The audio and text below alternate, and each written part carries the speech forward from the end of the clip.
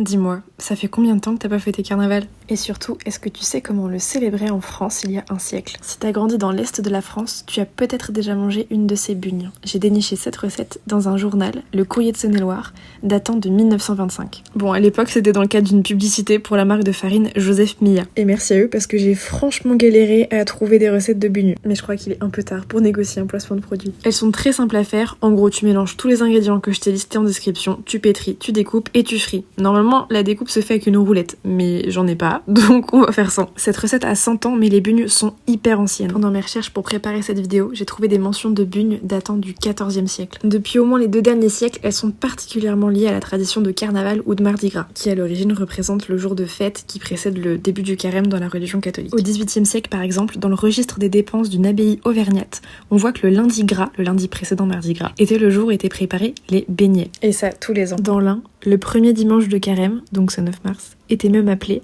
dimanche des bugnes. Et elles étaient tellement entrées dans les mœurs que dans le journal du commerce de la ville de Lyon du 14 mars 1924, à la page des avis judiciaires, on peut lire cette petite anecdote.